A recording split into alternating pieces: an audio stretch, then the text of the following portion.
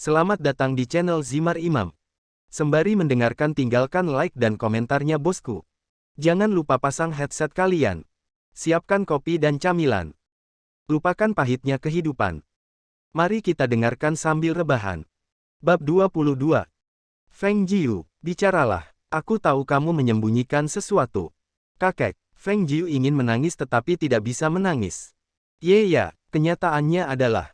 Iya, kakek tidak marah padamu. Hanya saja, kakek kecewa karena kamu berusaha menyembunyikannya dari kakek. Tapi jika ini adalah keputusan akhirmu, kakek dengan senang hati mendukungmu.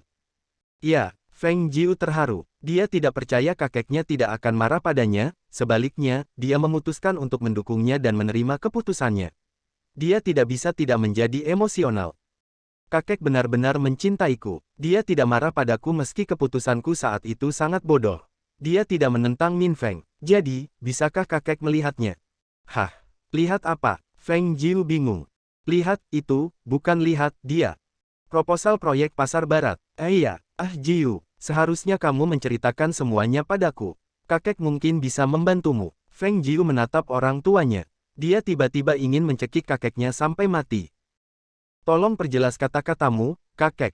Jangan beri aku harapan palsu. Apa? Merasakan tatapan tajamnya, Suan Tian tiba-tiba merasa kedinginan.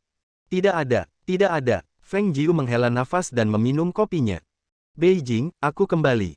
Menghirup udara dalam jumlah besar, wanita itu tersenyum sambil melepaskan nafasnya. Dia masih muda sejak terakhir kali dia berada di Tiongkok. Orang tuanya bermigrasi karena pekerjaan mereka, membawanya bersama mereka. Sudah bertahun-tahun sejak terakhir kali dia melihat sahabatnya yang berharga. Memikirkan tentang teman masa kecilnya, Xiao Mei segera menghubungi nomor temannya. Dia sibuk mengetik nomor temannya sambil berjalan menuju pintu keluar bandara. Masih menunggu jawaban temannya, dia belum mampu memperhatikan sekelilingnya. Dia hampir terjatuh di tangga ketika dia merasakan seseorang meraih lengannya dan menariknya ke depan. Dia membuka matanya dan melihat pria itu kembali menatapnya. Dia segera melepaskan tangannya dan berjalan pergi seolah-olah hanya karena dorongan hati ketika dia membantunya. Dia membeku, masih memegang telepon di telinganya. Dia mendengar seseorang berkata kepada pria itu, "Tuan Lu, lewat sini. Puan Wong ingin bertemu dengan Anda mengenai lamaran Anda." Tan Lu, dia dipanggil Tuan Lu, perusahaan Lu. Tiba-tiba, dia mendengar suara temannya di teleponnya. Tanpa menghiraukan ocehan temannya, dia berkata, Jiu, sepertinya aku sedang jatuh cinta." Xiao Mei bisa merasakan jantungnya berdebar seperti drum. Asteris. Xiao Mei tersenyum jahat sambil menekankan tangannya ke dadanya, berkata, "Aku akan memastikan dia tidak kabur dariku." Feng Jiu saat ini sedang berjalan menuju mobilnya. Setelah berbicara dengan kakeknya, dia memutuskan untuk kembali ke perusahaan. Masih merasa tertekan dengan kejadian tadi, Feng Jiu ingin berguling-guling di lantai dan menangis sekeras-kerasnya. Sayang sekali, aku hampir menjual diriku sendiri. Jika aku memberitahunya tentang Min Feng, apakah itu berarti menembak diriku sendiri? Feng Jiu masih tertekan, tidak repot-repot melihat nama penelepon ketika teleponnya berdering. Dia segera menjawabnya. "Halo, ini Feng Jiu dari Feng International." Nada suaranya sangat bisnis. Tidak mendengar jawaban apapun, alis Feng Jiu berkerut. Dia melihat nama penelepon dan kata, "Xiao Mei" tertulis di sana. Xiao Mei, kapan dia kembali? Feng Jiu terkejut. Dia tiba-tiba teringat masa kecilnya ketika dia masih anak kecil. Feng Jiu, bukan CEO penyihir. Dia, Xiao Mei dan anak lainnya sangat dekat satu sama lain. Mereka bertindak seperti saudara kandung. Karena dia adalah anak tunggal dan karena situasi keluarga Feng yang rumit, dia terkadang merasa kesepian. Meski dengan kasih sayang kakek dan orang tuanya, ia sebagai seorang anak masih mendambakan pendamping yang seumuran dengannya. Untungnya, dia bertemu Xiao Mei dan berteman dengannya. Memikirkan masa kecilnya, Feng Jiu langsung tersenyum dan berbicara. Mei, bagaimana kabarmu? Kapan kamu kembali? Kamu bahkan tidak pernah repot-repot mengirimiku pesan. Apakah kamu tinggal di sini selamanya? Feng Jiu melanjutkan, tidak mampu menahan kebahagiaannya. Saat dia masih mengoceh, dia mendengar suara temannya berkata, Jiu. Sepertinya aku sedang jatuh cinta. Feng Jiu tercekat mendengar kata-katanya. Putri kecil nakal sedang jatuh cinta. Siapa bajingan sial itu? Jiu, aku akan menutup telepon. Aku akan meneleponmu nanti, oke? Aku harus mengikutinya dan mengikatnya dengan benang merah takdir kita. Asteris. Hah, hai, dia masih belum berubah. Feng Jiu hanya menggelengkan kepalanya dan mengemudikan mobilnya kembali ke perusahaan. Xiao Mei berlari menuju pintu keluar, berusaha mengejar pria yang membuat jantungnya berdebar kencang. Berhenti, aku bilang berhenti. Dia dengan panik berteriak sekuat tenaga saat dia mengejar pria itu, meninggalkan barang bawaannya sendirian. Pria itu tidak memperhatikannya atau bahkan memandangnya. Dia tiba-tiba merasa frustrasi. Pencuri, kembalikan. Akhirnya, dia bisa mengejarnya. Dia segera memegang lengannya sambil berkata, kembalikan, beraninya kamu mencurinya. Pria itu berhenti berjalan dan menoleh. Dia dengan dingin menatap bahu yang dipegangnya dan kemudian matanya bergerak ke arahnya, membuatnya menggigil kedinginan. Apakah kamu bicara denganku? Xiao Mei menarik napas dalam-dalam, mengerahkan seluruh keberaniannya, dia mengangguk. Ya, aku sedang berbicara denganmu. Di mana itu? Kembalikan. Dia mulai menyentuh pria itu, menepuk seluruh sisi tubuhnya, mencoba menemukan sesuatu. Pria itu membeku, seolah dia tidak pernah menyangka akan tindakan tak tahu malu wanita di hadapannya ini. Dia bergerak mundur dan dengan kaku berkata, apa yang kamu lakukan? Apakah kamu ingin aku menuntutmu atas pelecehan seksual? Xiao Mei berpura-pura tidak tahu. Aku hanya berusaha mendapatkan kembali apa yang kamu curi dariku. Beraninya kamu menuduhku melakukan perbuatan jahat. Nona, kamu pasti salah. Tidak, bukan aku. Aku 100% yakin kaulah yang mencurinya. Alis pria itu berkerut. Apa yang aku curi darimu? Xiao Mei tersenyum lebar dan berkata, kamu mencuri hatiku. Mata pria itu menatap mata Xiao Mei. Di bawah tatapan tajam pria itu, dia tersipu. Dia tidak memiliki kulit setebal yang dia kira. Bab 23. Feng Jiu hampir sampai di kantor ketika Mei kecil meneleponnya sekali lagi. Buho gelombang Jiu gelombang. Bantu aku gelombang, *X**s seseorang menindasku di sini, *X. Suara tangisan Mei kecil terdengar. Dia terdengar sangat menyedihkan hingga jantung Feng Jiu berdegup kencang. Ah Mei, apa yang sebenarnya terjadi? Siapa yang menindasmu? Feng Jiu tiba-tiba berubah menjadi saudara perempuan yang terlalu protektif. Feng Jiu tidak peduli pada orang lain, tetapi terhadap orang-orang yang dia sayangi, dia akan melindungi mereka dengan cara apapun, seperti induk singa yang melindungi anak-anaknya. Ah Jiu, kemarilah, *X. Oke, kamu di mana? Aku disekap di sini *X di kantor keamanan bandara, *X mereka bilang, mereka akan menuntutku. Wow, ah Jiu gelombang. Tidak apa-apa, jangan menangis. Aku di sini, tidak akan terjadi apa-apa padamu. Tetaplah di sana, oke. *X, baiklah, aku akan menunggumu. Ayo cepat. Oke, aku akan menutup telepon. Bersikaplah baik. Feng Jiu segera menginjak rem dan memutar balik. Beberapa menit kemudian, Feng Jiu tiba di bandara. Dia berjalan menuju departemen keamanan dan masuk ke dalam kantor. Di sana, dia melihat Xiao Mei duduk di kursi. Dia tampak seperti sedang mencoba berdebat dengan seseorang. Dia cemberut. Karena marah, wajahnya berubah menjadi merah padam seperti tomat matang, siap dipanen. Berani sekali kamu. Kenapa kamu menuntutku? Nama keluargaku adalah Xiao. Aku adalah putri berharga dari Infinite Airlines. Nona Xiao, klien saya tidak ingin berkonflik dengan keluarga Xiao, tetapi Anda telah melewati batas dan menyerang klien saya. Pria berkacamata berbicara secara profesional. Alis Feng Jiu berkerut. Aku tahu itu. Putri nakal ini membuat masalah lagi. Mei, sebelum meningkat ke level lain, Feng Jiu segera menuju ke arah Xiao Mei. Ah Jiu gelombang Buho, kamu di sini. Seperti anak kecil yang akhirnya menemukan penyelamatnya, Xiao Mei mengangkat kepalanya dan menangis dengan sedih. Dia memeluk Feng Jiu dan berkata, Ah Jiu, lihat *X mereka menindasku. Buho gelombang keluarga lu menindas keluarga Xiao, *X. Keluarga lu ini lagi, ada apa dengan mereka? Mereka selalu menindas yang lemah. Mata Feng Jiu menyipit ketika dia mendengar bahwa pria itu adalah perwakilan dari seseorang dari keluarga lu. Saya Feng Jiu dari Feng International. Atas nama teman saya ingin meminta maaf. Saya adalah perwakilan hukum tuan lu dari perusahaan lu, Wen Tao, kata pria berkacamata itu. Feng Jiu dan Wen Tao berjabat tangan. Wen Tao menghadap Xiao Mei dan berkata, Nona Xiao, klien saya tidak ingin menjadikan ini masalah besar.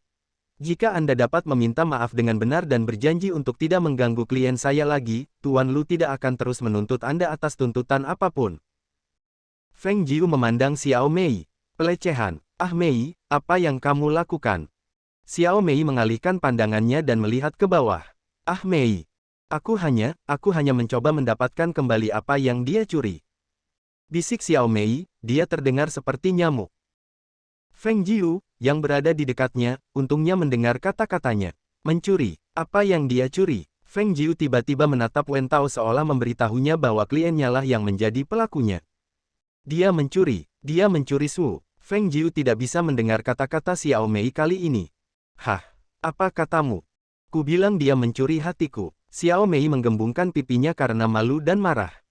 Feng Jiu, yang saat ini sedang menatap tajam ke arah Wen Tao, membeku. Dia membentak kembali kepalanya ke arah Xiao Mei.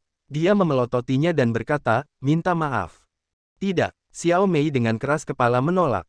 Apakah kamu ingin aku meninggalkanmu di sini atau menemanimu ke penjara? Kamu yang memilih. Xiao Mei tiba-tiba merasa takut. Tidak, gelombang Ah Jiu. Jangan tinggalkan aku di sini sendirian dengan para pengganggu ini. Meminta maaf. Xiao Mei memelototi pria berkacamata itu. Lalu dia dengan enggan berkata, maafkan aku. Wen Tao ingin mengatakan, apakah ini caramu meminta maaf? Sangat tidak mau, tapi sebelum dia bisa mengatakannya, Feng Jiu sudah mengalahkannya. Bukankah Tuan Lu akan memberikan muka kepada keluarga Feng dan Xiao? Saya harap klien Anda tidak akan mengambil hati. Dia laki-laki, saya yakin dia tahu bagaimana menjadi seorang pria sejati. Wen Tao tiba-tiba tercekik sampai mati. Jika dia menekankan masalah ini, selain tidak memberikan muka kepada kedua keluarga, bukankah itu berarti kliennya tidak tahu bagaimana menjadi seorang pria sejati? Wen Tao tidak bisa membuat keputusan sendiri. Dia menelepon kliennya dan memberitahunya terlebih dahulu. Setelah beberapa percakapan, pria berkacamata mengakhiri panggilan. Dia kemudian memandang Feng Jiu dan berkata, klien saya menerima permintaan maaf Nona Xiao, Nona Feng, dengan harapan Nona Xiao akan, menepati janjinya. Feng Jiu memelototi Xiao Mei. Mata Xiao Mei tiba-tiba bertanya-tanya kemana-mana, tidak menatap matanya. Ah Mei, Xiao Mei mendengus. Baik, tapi aku ingin tahu nama pria itu. Xiao Mei tersenyum cerah. Aku harus tahu namanya bagaimanapun caranya. Meskipun dia tahu Xiao Mei hanya mencari informasi, Wen Tao tidak punya pilihan selain menjawab. Namanya Lumin. Tiba-tiba, salah satu pesawat mendarat di bandara, membuat Feng Jiu tidak bisa mendengar apa yang dikatakan Wen Tao, tapi dia tidak peduli. Dia tidak ingin berhubungan dengan siapapun dari perusahaan Lu. Mereka sudah berada di luar ketika Xiao Mei tiba-tiba menyarankan, Ah Jiu gelombang aku ingin pergi ke rumahmu. Feng Jiu menghentikan langkahnya. Dia segera menolak permintaan Xiao Mei, takut dia akan melihat Min Feng di sana. Tidak, ayo kita pergi ke kafe terdekat saja. Tidak, gelombang aku ingin pergi dan melihat rumahmu. Tolong cantik gelombang gelombang, menggunakan semua rengekannya, Xiao Mei bertingkah seperti bocah manja, mengayunkan lengan Feng Jiu. Karena tidak punya pilihan, Feng Jiu memutuskan untuk memanggil Min Feng untuk pergi dan melarikan diri terlebih dahulu. Tapi dia tidak menjawab teleponnya. Mungkin dia sedang sibuk dan berada di luar rumah. Memikirkan hilangnya Min Feng sesekali, Feng Jiu cukup yakin dia tidak ada di rumah. Baik, tapi sebaiknya kau bersikap baik atau aku akan meninggalkanmu. Xiao Mei mengangguk cepat, membuat dirinya pusing. Min Feng tertidur di dalam kamarnya. Dia berdiri dan pergi ke dapur untuk memasak. Feng Jiu akan kembali ke rumah 1 jam kemudian, jadi dia harus menyiapkan makanan lebih awal. Saat dia menuruni tangga, dia mendengar 2 suara berbicara. Satu dari Feng Jiu dan satu lagi dari wanita asing yang tidak dikenalnya. Dia ingin kembali ke kamarnya, berpikir bahwa Feng Jiu akan marah padanya jika seseorang melihatnya di rumahnya, ketika dia mendengar wanita itu berkata, Kakak Yan Fei merindukanmu. Iya gelombang Ah Jiu, bukan Kakak Yan Fei cinta pertamamu. Min Feng tiba-tiba ingin membunuh bernama Kakak Yan Fei itu. Lalat lain mencoba merebut milikku. Min Feng tanpa basa-basi berjalan ke arah mereka dan mencium pipi Feng Jiu. Sayang, kamu sudah kembali. Mata Xiao Mei membelalak. Bab 24. Feng Jiu membuka pintu dan mengajak Xiao Mei masuk. Dia ingin naik ke atas untuk memeriksa apakah Min Feng ada di rumah atau tidak, tetapi Xiao Mei tidak membiarkannya pergi dan menempel padanya seperti pelindian. Gelombang rumahmu terlihat bagus. Sederhana namun elegan. Ah Jiu Gelombang, bolehkah aku tinggal di sini bersamamu? Tidak. Gelombang, kenapa? Aku ingin bersamamu Gelombang. Xiao Mei, kenapa kamu ada di sini di Beijing? Feng Jiu mengubah topik pembicaraan untuk menghindari permohonan Xiao Mei. Menggunakan wajahnya yang tabah dan sikap acuh tak acuh, dia bertindak seperti seorang ibu yang memarahi anaknya. Senyum Xiao Mei membeku. Ayah ingin memperluas perusahaan, jadi dia ingin aku menikah dengan pewaris Johnson Holding, Robert Johnson. Bah, aku tidak mau. Apakah perjodohan sedang menjadi tren saat ini? Feng Jiu mau tidak mau bertanya pada dirinya sendiri. So Gelombang, Xiao Mei melanjutkan, aku melarikan diri. Aku tidak ingin menikah dengan orang yang tidak kucintai. Untungnya, penantiannya sudah berakhir. Pria dalam mimpiku akhirnya muncul. Feng Jiu Gelombang, aku ingin menikah dengannya dan melahirkan anak-anaknya, banyak sekali anak-anaknya. Feng Jiu menutupi wajahnya dengan tangannya. Apa yang kamu, seekor induk babi? Jadi, pria yang kamu cari-cari itu adalah pria idamanmu. Omong kosong, meraba-raba apa, serangan apa, aku hanya mencoba, merasakan, tubuhnya sedikit. Apa yang salah dengan itu? Semuanya salah sekali, sudah kubilang padamu. Feng Jiu hanya bisa menghela nafas. Moto Xiao Mei sejak mereka masih kecil adalah, tidak malu, tidak ada keuntungan. Xiao Mei selalu mendapatkan apa yang diinginkannya dengan cara apapun. Dia adalah seorang idiot romantis yang putus asa dan memandang cinta seperti dalam dongeng, tetapi Feng Jiu tahu bahwa Xiao Mei bukanlah orang jahat. Dia terkadang tidak tahu malu dan tidak masuk akal, tapi dia tetaplah Xiao Mei manis yang kucintai. Ah Jiu, sudah bertahun-tahun sejak kita terakhir bertemu. Setelah orang tuamu meninggal, kamu tidak pernah menghubungi kami lagi. Bahkan ketika aku pindah ke luar negeri, kamu bahkan tidak pernah mengirimiku surat atau meneleponku. Xiao Mei terluka karena mereka bertiga memperlakukan satu sama lain sebagai saudara, tetapi Feng Jiu tiba-tiba menghilang dalam hidup mereka, membuat dia dan Yan Fei GG sedih. Feng Jiu menutup matanya agar tidak menangis. Maafkan aku, hanya itu yang bisa dia katakan. Sejuta kata di balik satu kata, maaf. Itu adalah kesalahannya karena menutup hatinya dan menutup pintunya. Menjadikan dirinya terisolasi tidak hanya bagi mereka yang ingin memanipulasi dan memanfaatkannya, tetapi juga bagi mereka yang benar-benar peduli padanya. Xiao Mei merasakan perubahan emosi Feng Jiu yang tiba-tiba. Karena itu, dia ingin membicarakan hal lain dan mengubur masa lalu yang menyakitkan. Dia tiba-tiba teringat Yan Fei dan pembicaraan mereka baru-baru ini tentang kembali ke Beijing untuk selamanya. Jiu Gelombang, tahukah kamu, kakak Yan Fei sekarang adalah seorang ahli bedah terkenal. Dia sibuk bulan lalu karena dia ingin bekerja di Beijing selamanya. Benarkah? Sudah lama sejak terakhir kali aku melihat kakak Yan Fei.